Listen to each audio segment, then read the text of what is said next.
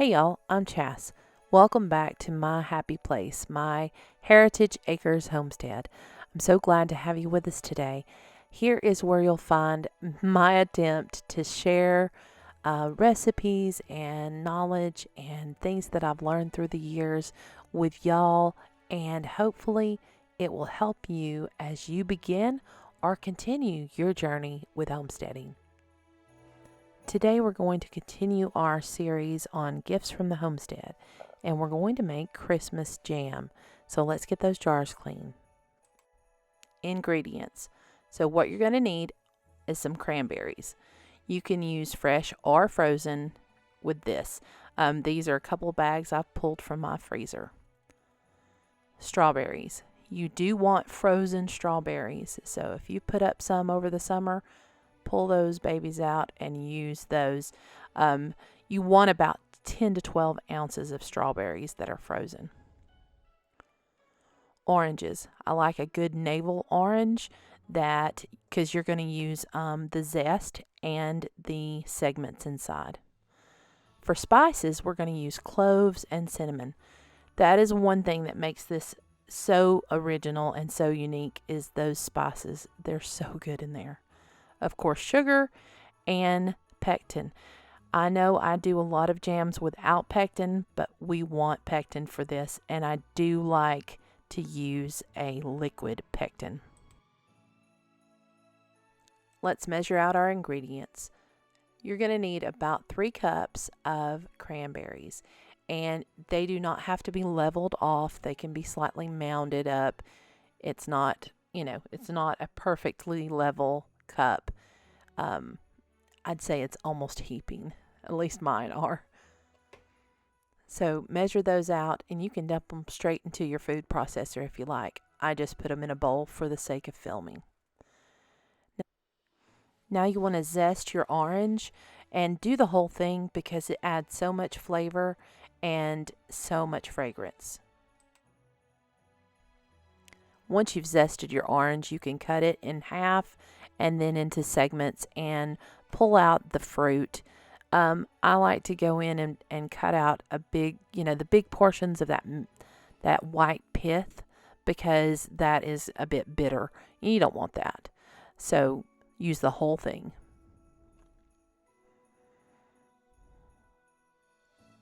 Now let's take this over to our food processor and get it in there and pulsed up. I like to come in and scrape it down just a little bit. That way I make sure all the pieces have been pulsed slightly. I don't want it, completely smooth, but you do want to break it down because it will continue to break down as you cook it.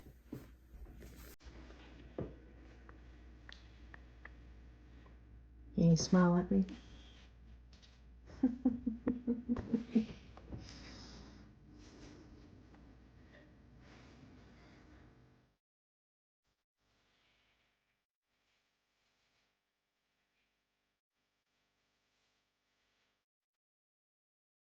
I like to go ahead and pour my cranberries and orange mixture into my pot and then add my spices. And I use 1/2 teaspoon of cinnamon and a 1/4 teaspoon of cloves. Now you can go a little heavier or lighter depending on your preference. I will say mine probably are a little hefty of a scoop. Um, they're not exactly leveled off. And then we're going to add 4 cups of sugar per batch. Again, this is a set jam, so that sugar is important.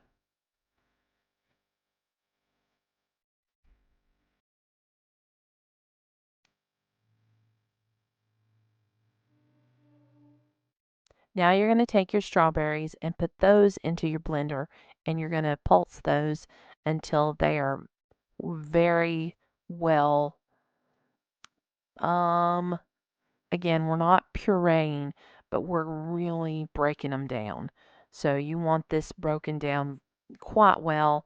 Um, I'm actually having to use some sharp scissors to try to break up my wad of berries that I put in the freezer. But you know what? it works just fine. And now we're going to pulse again until they break down a bit more.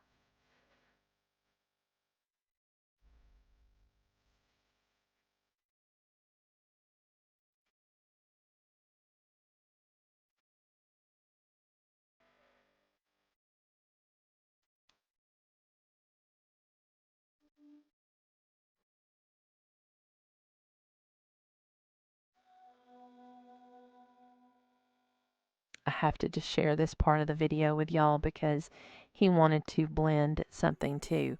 So he came over and we did some more cranberries. And I always put my hand on the food processor because it's old and it has to be held down a little bit.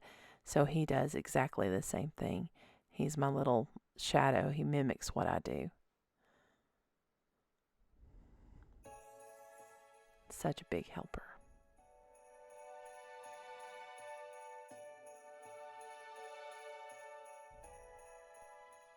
Okay, so now we have all of our ingredients prepared and we're going to put everything into the pot.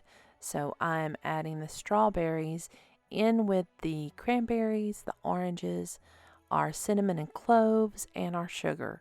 The only thing we've not added yet is the pectin.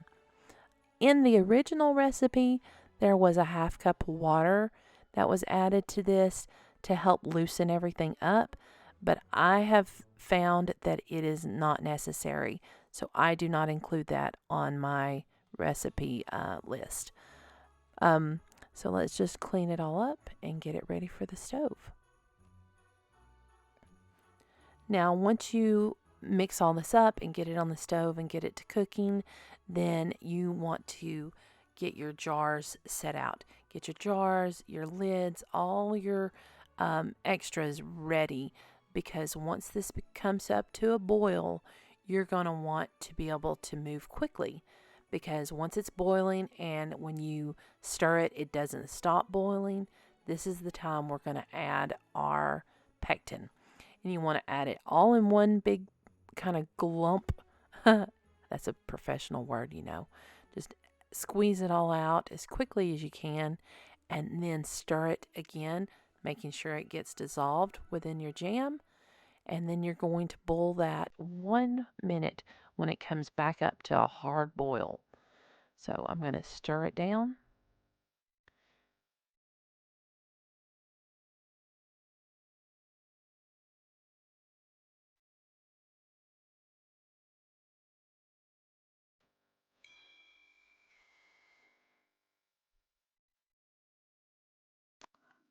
I'll let it sit. I'll see that it comes back up to that hard boil. I'll start my timer for 1 minute. Let it boil hard for 1 minute without stirring, and then it's time to jar it up. Once your full minute is up, you want to remove it from the heat, turn off your heat source, and begin to ladle your jam into the jars. Now you want to ladle it right up to the neck, and if you're really bothered by that, foam on the top, you can use a spoon and just kind of scoop that off. It doesn't bother me. It does not affect the taste. I don't think it's an issue, so I don't bother taking it off. But that's totally up to you. After that, you're going to move rapidly and clean the top of your jars with a wet rag, or you can use a little vinegar on a rag. Wipe those jars down around the top of the rim. You're going to add a lid and a band, and then you're going to put that into your steam canner or your water bath canner. I really like using the steam canner. I will link it in the description, but it has been a game changer. No more huge boiling pots of water. It's just 2.5 quarts. It boils rapidly, and it's just so simple to use. I really, really like it.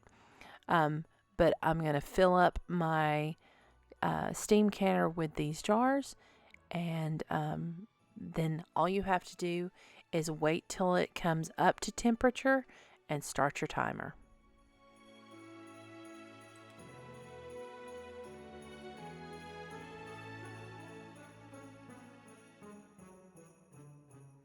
It's a little bit difficult to see on this video, but it's because there's so much steam. But on the top of your steam canner, there's a little gauge, and you want to be within the color for the altitude of your area. In my area, we are in the dark green, so it shows you right there that we are in the zone right now, and I'm going to set my timer for our canning. Afterwards, what I like to do is after my canning time, my processing time is finished, I like to turn the heat off and allow my jars to sit in the canner for a good 15 minutes, sometimes more. This gives your jars a chance to really get a good seal, and if you're doing anything that's kind of sticky or syrupy, it will keep the liquid inside, and so it won't siphon out as much. Even if you're doing green beans, this works super well because sometimes we lose some of that liquid from siphoning, and this helps to prevent that. Once your jam is done processing, if you can allow it to set for about 12 hours, that's going to help to make sure you have a good seal and that the jam will firm up. I'd like to thank a fellow Instagrammer by the name of Chas for the recipe and allowing me to share it with y'all. I will tag her in my description, and thanks again, Chas. If you would like to use this jam as a gift, I've attached for you a printable in the description box as well. You can take that, print it off, and attach it to your beautiful jars of jam. Now I want y'all to look. How pretty is that jam all gussied up with the tag and the twine, and it is beautiful. And what a nice gift. Handmade gifts are so special. It is a beautiful, delicious gift that you can give just about anybody. You can give it as it is. You could give it with a loaf of sourdough bread. You could give it with some crackers and some cheese for like a charcuterie board. There are so many options.